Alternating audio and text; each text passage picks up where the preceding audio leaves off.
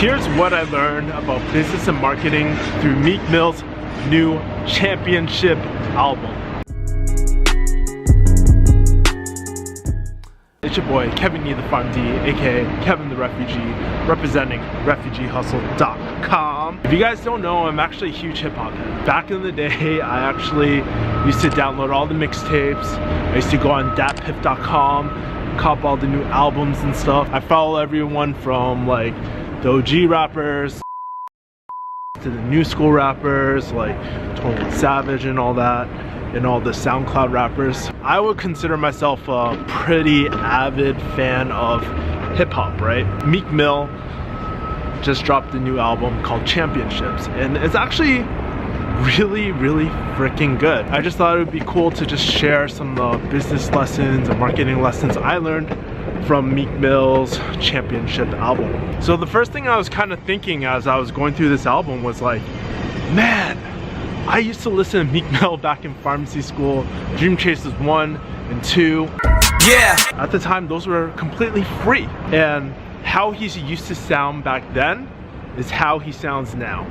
Like he has two different styles of rapping and making music. Meek, it always sounds like he's going downhill on a bike, yelling. That's his hype stuff. And then he always has his slow jams, some less aggressive style. But let's be honest, no one listens to Meek Mill when they're about to go sleep, alright? You always listen to it when you want to get amped up, when you want to listen to workout type of stuff, and he sticks to his lane.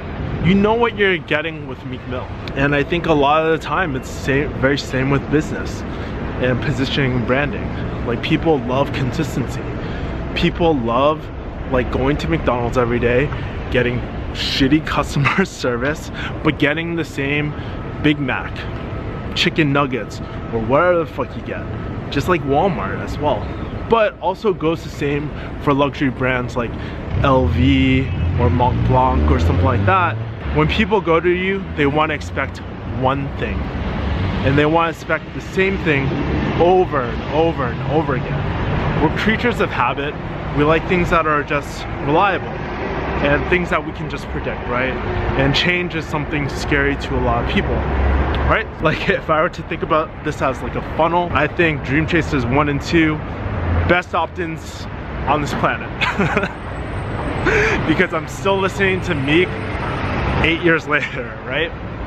So second lesson I learned was that if you look at the lineup for Championships, there's a huge lineup actually, right? You got everyone from Drake, you got 21 Savage, you got Cardi B, you got Rick Ross, Jay-Z, Future. You can tell there's a lot of freaking people. But here's the thing, Meek isn't starting up, he doesn't need all these features, right? He could do a pretty kick-ass standalone album. Why does he do it? And I think the really surprising thing for me is that he did a collaboration with Drake.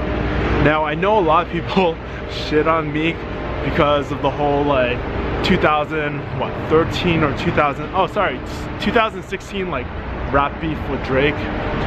But you can see like he always is trying to collab with people and is trying to create opportunities for everyone. Wow, that's so funny. Somebody's listening to Meek Mill right now.